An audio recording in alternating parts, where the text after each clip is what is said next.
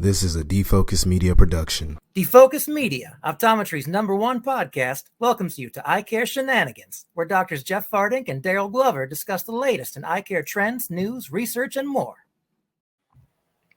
All right. What's up? Good morning. Good morning. I'm happy to be here. It's beautiful, beautiful Saturday morning. How are you doing this morning? Man, I'm super excited, super pumped because I get to see your beautiful and handsome face, my friend. Well, I'm excited because we are here to talk about Invision Magazine. As you know, Invision Magazine helps eye care professionals build their businesses by selling more, serving better, and having more fun on the job. And now we are here to bring you the latest and greatest in news and trends straight from the pages of Invision Magazine. Dr. Glover and I figured out what better way to kick off 2024 than to recap the greatest and hottest articles from 2023, the most popular, the most clicked. That's all we're bringing you today. All killer, no filler. Let's get right into it, Dr. Glover. I'm ready. I love it, man. I love it. Well, let's start with #1, my friend. What do we have here? Whatever happened to? It's a real popular 3-part article on Invision Magazine about Shark Tank, the hit ABC show where entrepreneurs bring their best ideas to venture capitalists. Everybody's selling to private equity these days, right? Oh yeah. Yeah. So there were three different frame companies that have been featured on the show. The first one was called Proof Eyewear. Proof Eyewear is 3 brothers from Idaho bringing in their handmade, sustainable wooden frames to the Sharks. They were asking for a $150,000 investment for a 10% share of the company. They got some good counter offers, but ultimately ended up declining offers from the Sharks and just went out on their own, have been very successful. 9 years later, Proof Eyewear is still going strong. They're making great frames committed to sustainability. Its product lineup includes frames made out of recycled wood from old skateboard decks, eco-friendly materials, recycled aluminum, acetate, really cool stuff they've got. Hey, that's proof that they did the right thing. Right. Yeah, I mean, they're doing great. They've got some really nice stuff. I got to check it out. Yeah, you know, the cool thing is that I love what they did when it comes from the family standpoint, right? Because it's like their pops, their dad actually had this business that dealt with wood, and they figured out another revenue to be able to build something from, right? So sometimes, that next big dream, that next big thing is literally in your backyard. You just got to take a look at it a little differently, and you never know what may manifest from it, right? That's right, man. I love the family angle. I also love the reusing angle. I love recycling. Yes. And when you can take an old product and reuse it as something else, that's even better. Yeah. Now, what do you think about that as far as wearing on your face? Wood, is that your thing? Have you worn any wood frames at all? I have not had any wood I've not had any wood frames yet. I've got a little laser cutter here at my house. I actually made a pair of lorgnettes, little handheld frames for somebody once. Very nice. I got to make some more of those, but I got to check out their stuff. Cool. What's up next, man? Another one. This one I've had patients ask me about. Another eyewear company called Pair Eyewear. So this company is founded by a pair of entrepreneurs who are fashion focused and like to be versatile with their styles. They make frames with interchangeable magnetic face plates. You can swap out the look of your frame every day, which is pretty cool. Yeah. They offer the Sharks 10% share for $400,000. The Sharks took it along with a $1.50 royalty on every frame sold until their money is recouped. And the company has since raised an additional $72 million in investor funding and features frames for both adults and kids. Wow. Now they're boasting big sales, $9 million a year, have licensing deals with big IP like Marvel Comics and Major League Baseball. So they're doing great. Oh, wow. Anytime you get a partnership with a professional just league and also Marvel, I mean, you're winning, man. You can't lose with those opportunities. For sure. And I love that. I mean, I love the always wanting to keep your frames fresh. And how do you do that? And I think their idea of the faceplates was an awesome one, and it's obviously doing well. Makes sense when you think about it as well, right? Especially for those fashionistas out there. Yeah, for sure. Yeah. What about the third one, man? What's up with that one? There's one more company featured. Sadly, this one is not the same success story, unfortunately. The company is called Framery. They pitched frames with removable lenses, so you could swap out lenses between different styles of frames. So they had a huge line of frames that all use the same kind of size lens, apparently, different styles like that.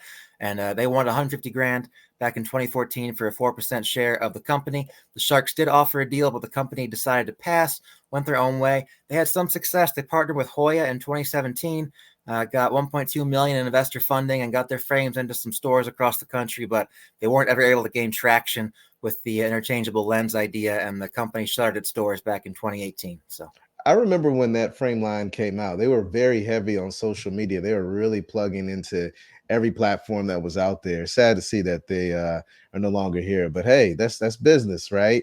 I think one thing that I love about Shark Tank is, yes, you get the brand awareness being on the show, but the other piece is the brilliant minds that are there at that Yeah. table, the conversation, and most importantly, their networking, their connections. Just that alone, forget the money, their connections, that's what's going to change the game for you. They're going to put you in rooms that you never have been in. They're going to talk about your business and your brand behind closed doors with folks that you never would come in contact That's with. exactly To right. me, that's the game changer. Well, it's like my relationship with you. I'll come here with these interesting articles, and you're the one who's got all the feet on the ground to get them out there and know people and stuff. Hey man, I In just my run my department. mouth a lot. That's all that is, my friend. It's pretty easy to do, man. Well, let's hit up number 2, man. America's Finest That's right. 2023. What's that all about, my friend? Well, a big contest here. America's finest optical retailers, highlighting some of the best private independent brands across the country here. The winner of this was Uber Optics in Petaluma, California. It's an independent optical only shop. Second and third were other small opticals, an independent optical in Mount Pleasant, South Carolina, and Eyes on Trade in Winston-Salem. Those last two are both OD practices as well as optical shops. And how far are you from Winston-Salem, Dr. Glover? Yeah, I How was far gonna is that? say shout out to my folks in Winston-Salem, man. I'm like an hour and some change, so not too far. So I might be able to go down there and check out their office. Yeah, check it out. Yeah, well, I encourage everyone to go online and check out the articles here. Really, really neat shops these guys have put up. Yeah, I'm gonna have to check out the other office that's down in Mount Pleasant, South Carolina. Every year for Thanksgiving, my family and I we go down to Charleston, South Carolina, and Mount Pleasant is literally right across the bridge. So next time that we're there, I'm gonna go check that out as well. So if you're the owner, remember this face. I'm coming to check you out. And congratulations, my friend. Yeah, check it out. And it's all these owners here have really great independent styles that really sets them apart, and that's how they highlight their shops. And they're all doing great. Something that's a little different in today's game when it comes to eyewear and things like that is there are a lot of indie designers that are out there, right? But I'm not gonna lie, man. These big box companies, their frames are competing with some of these indie designers. I mean, Yeah, I've seen some very nice stuff out there, and I am blown away by now the material, the designs. Of course, I love the marketing and promoting that these brands do. So it's easier for us as clinicians just to be able to prescribe the right lens solutions and let our team really be able to tell the stories of the frames. I'm just saying the game has changed. The landscape of optometry and eyewear and frames have changed as well. it is. It is. And the competition, I welcome it. The more it's just more choice for our patients, and it can only lead to Absolutely. hopefully better outcomes overall. Absolutely. Absolutely. Now, this next one, woo, this is a big deal right here, baby. Trade Yeah, next up, shows. a few features about trade shows. So, Yeah. Vision Expo East is leaving New York City, and starting in Jeez. 2025, the popular trade show is going to be out of the Javits Center and heading to Orlando. And to highlight this, we've got a picture here of me from the Javits Center 13 years ago. Dr. Glover, let's take a look at this. Oh yeah, man. Let's take. I think we might need to do like a drum roll or something like that, man. You think everyone's ready for this? Yeah, Let's I go had ahead this. Like, I got to show this off here. Why not? and So let's this is show this it. is not this is not this is not Vision Expo. This is at a New York Comic Con. It's me as Doctor Horrible. Now I'm just a horrible doctor, but then I was Doctor Horrible. So, You are good not memories there. manifesting that, my friend. You are not manifesting that. Anyone that's listening to this on audio, make sure you go check it out on YouTube because you have to see this picture. This is Yeah. amazing. This is a classic. This is timeless. This is priceless. Please check it out. I That's love that right. look, man, and I love that move, man. Looks like you might fall flat on your back after that blow Oh to the yeah, head, man. I'm getting the business right here. Yeah, I got my white coat on and some nice frames there. You can check out designer frames. I love it, man. I love it. Yeah, so it's a big Awesome. shift leaving the Javits Center for Orlando. Definitely Yeah. more to do. Definitely a more family friendly destination. I think Orlando with all the theme parks there. And I love New York when I was that age back in my 20s, but man, it's too busy for me these days. I guess I get the move. Yeah, and I think also when you think about it, big picture, like one thing that I love about Vision Expo West is that the hotels there and the conference is there, right? You don't have to Yeah, move around too much. With New York, you're in the Javits Center, but all these meetings, all these events, all these dinners, you have to leave, right? yeah, And that's the beauty of Vegas. But now in Orlando, from my understanding, where the conference is going to be held, there are hotels right beside it. So it makes it easier to walk to. There's tons of restaurants nearby. And on top of that, I mean, Disney, Universal, SeaWorld. There are a lot of places. So not only can this now become a place where doctors can go and learn and educate like they normally do, but now this is truly more family friendly, right? Who doesn't want to take their family to Orlando to see Disney and the rest of the crowd, right? So Heck yeah. I'm happy, but I'm also sad at the same time because I know my wife loves New York and I don't mind going up there. I just don't like when it snows or rains and all that other jazz, right? For sure, for sure. And one more popular article here on Invision Magazine was also about trade shows. It was just highlighting the inaugural 10,000 Frames Midwest Eyewear Show in Minneapolis. That took place in April of this year. The show name, of course, comes highlighting the land of 10,000 lakes. Dr. Glover, I'm putting you on the spot. Does the great state of Minnesota actually have 10,000 lakes? I have the official number here. What do you think? Yes.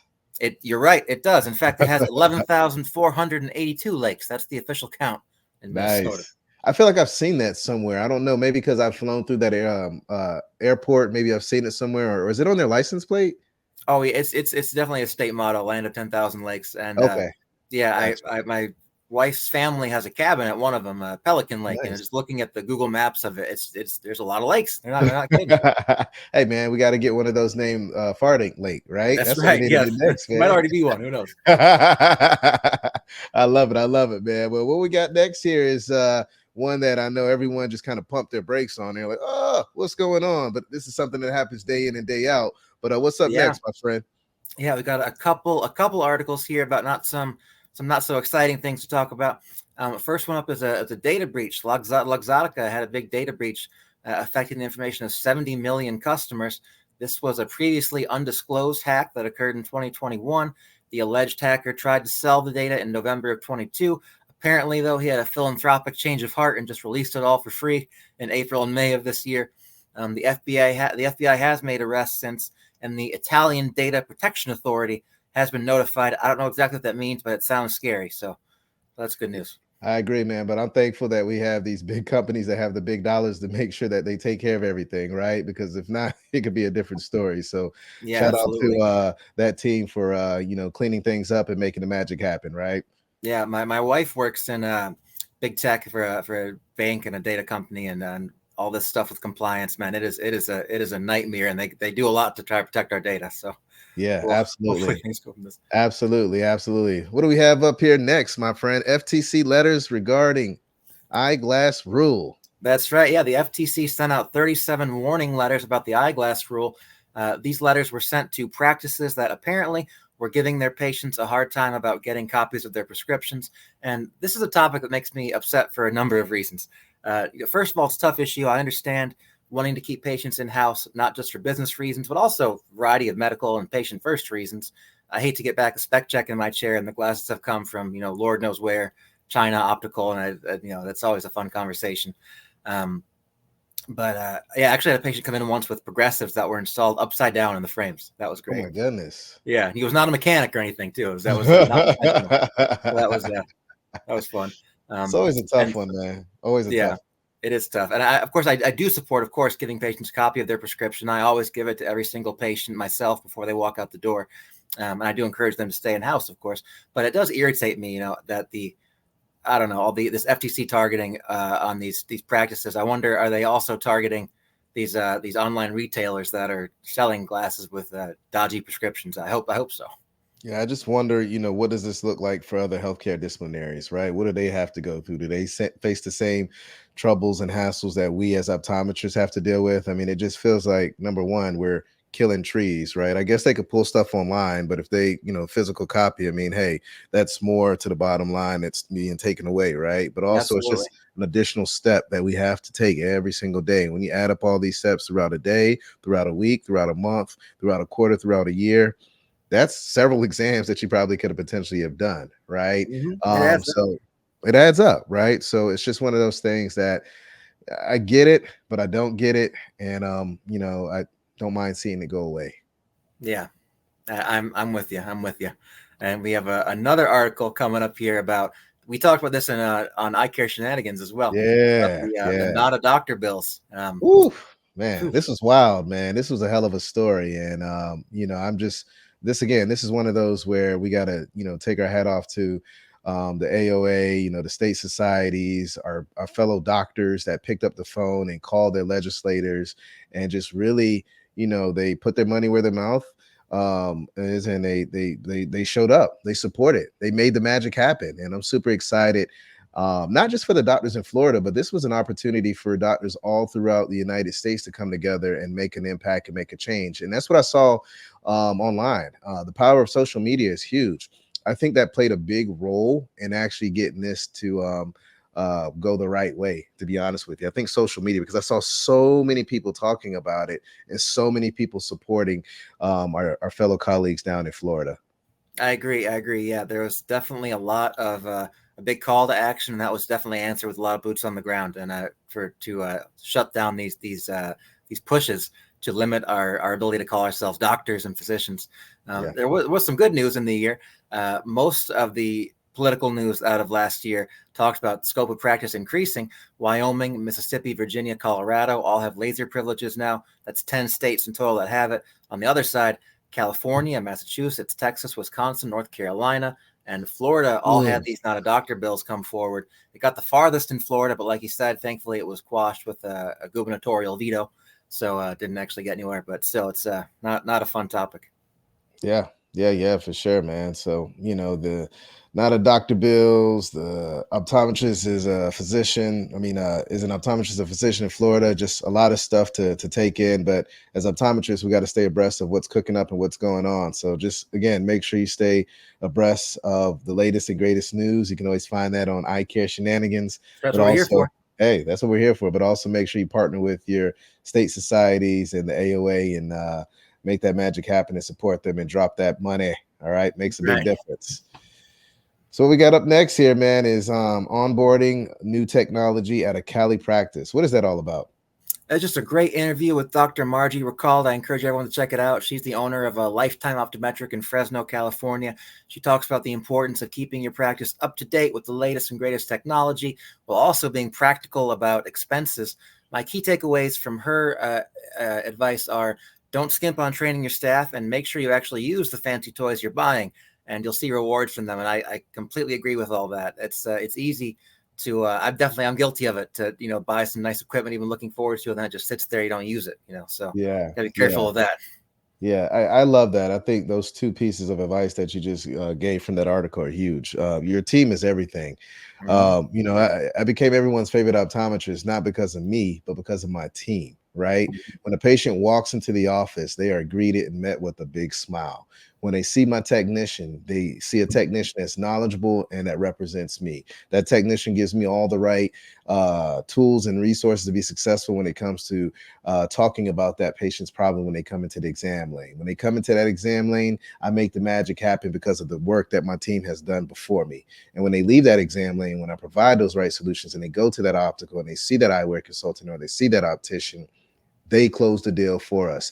They make that journey, they make that path memorable, because they are the ones that are taking everything that we gathered and make that magic happen on the back end. And then when they leave, of course, they greet it with, an amazing email thanking you and all other types of jazz. And, it's very important to make sure that you train your team, because they are a reflection of you. You could be the best optometrist in the world, but if your team sucks, if your team is not properly trained, if you're not investing in your team, you will not go far in this industry, my friend. That's for sure. And when it comes to that technology, having all those bells and whistles, I do see a lot of folks out there in the industry just buying up everything that's new that comes out. And I'm like, man, you just bought that machine 2 months ago. Now you're getting this one.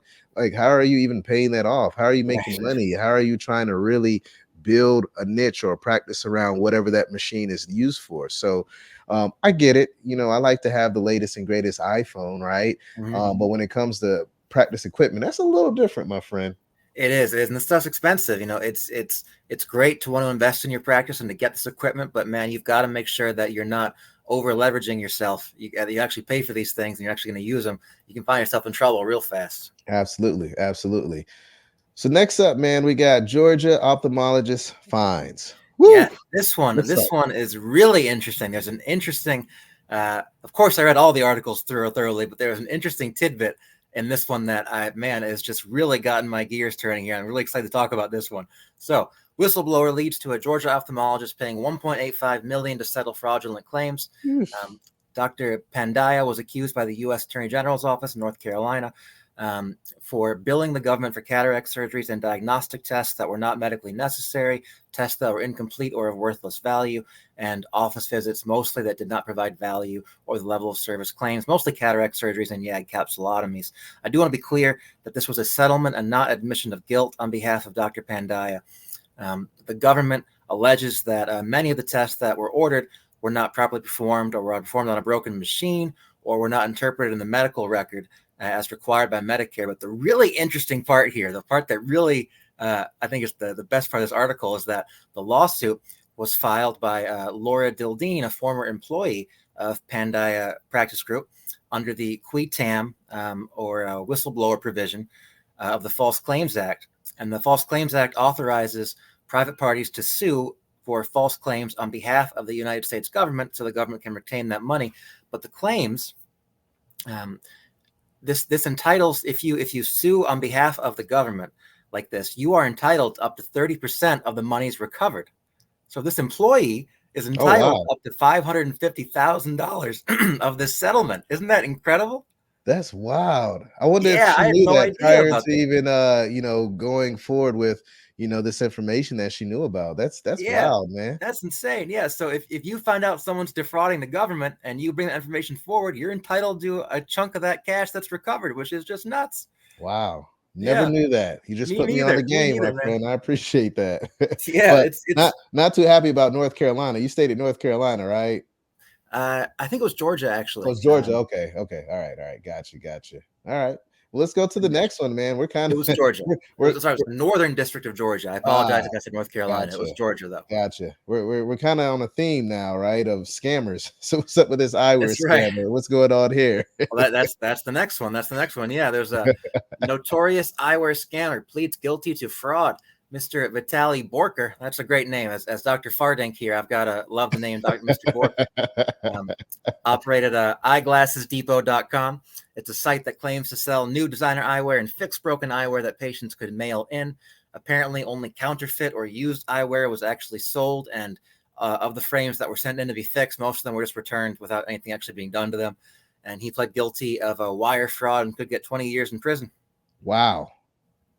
I just don't get it. I mean, for you to even come, the amount of time it takes to come up with these scams, putting it into an official, legit business. Right. I mean, like, I don't understand how you can put so much time, so much effort, so much thought into doing something wrong. Just reverse that and do something right, and you'll be amazed. Yeah. Your life will change, right? Yeah, I mean, this guy could easily be one of the brothers from Idaho. I mean, he sounds like a smart, business-driven dude. Just do it with something, not fraudulent, right? Like you said, I 100%. agree. 100%. 100%. So next up was a big one, man. I mean, I know you and we touched on this on previous segments of Eyecare Shenanigans. And this is FDA safety concerns about eye drops. I've had patients come in holding dialogue about this, and in my practice, I've used this as a great opportunity to really educate about branded options, right? Branded eye drops, branded solutions, and selling these branded solutions in my office, because now patients are coming to me like, hey, Dr. Glover, I've seen some people that actually passed from using eye drops. Yeah. I'm not going down that sea of drops in that aisle and picking up anything unless you tell me. So now in my office, I have the right eye drops for my patients to use, which is, number one, help with patient compliance in my office, because now I can bring them back. They're not just going randomly picking up something and medicating themselves. But number two, I know exactly what they're using.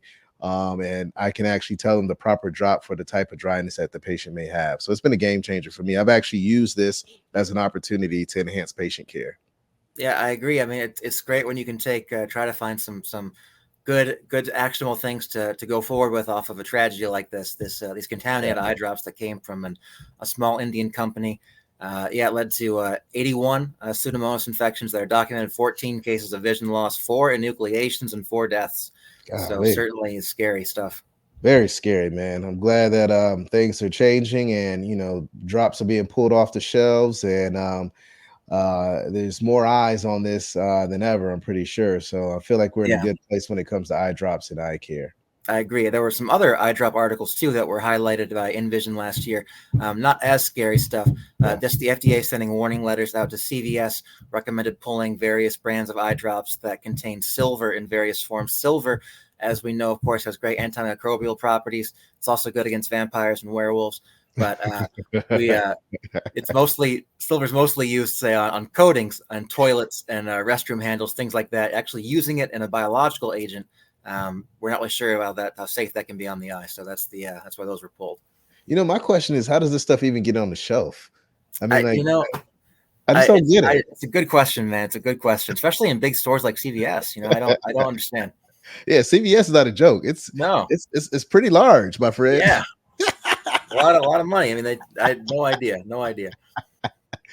Well, yeah. So make sure you educate your patients and give them the right artificial tear. That way they are happy and you are happy and the eyes of the world are happy as well. Next up, $40,000 stolen from Optical. 40,000. That is a lot of money, my friend. That is a lot of money. Yeah, it was not the first time either. They talk about how this poor store has been targeted a couple different times. Yeah. And man, it's just something else. The store, I believe, is in San Francisco. Unfortunately, really high crime area these days. Hey, man, I saw something on Instagram the other day, and they were talking about watches. And the folks were saying, yeah, I would never wear, a expensive watch like a Rolex or something like that out in San Francisco because people are watching, people are looking. So I like San Francisco. My wife likes San Francisco, but be careful if you live there and be careful if you visit, right? Yeah. I just visited my buddy out there, and it's just crazy how he's like, yeah, don't leave anything in your car. Don't leave your backpack in the closed trunk. Don't leave anything in the car. It'll get taken. Yeah. It's just nuts. It's real sad. But I'm happy that we had the chance to highlight all these great articles here from Invision, capping off 2023. I can't wait to see what we got in store in 2024 from Invision Mag, Dr. Glover. Absolutely, my friend. It's your favorite optometrist, Dr. Darryl Glover, and my guy, my brother from another mother, Dr. Jeffrey Fardink. And we look forward to making the magic happen this year. Until later, peace. Thank you for listening to Eyecare Shenanigans. Big thanks from Drs. Darryl Glover, Jeff Fardink, and the whole team here at Defocus Media. Follow us on social media where our handle is Defocus Media on Facebook, Instagram, Twitter, and LinkedIn. Remember, even if you're not easy on the eyes, you can always take care of your vision. We'll see you next time.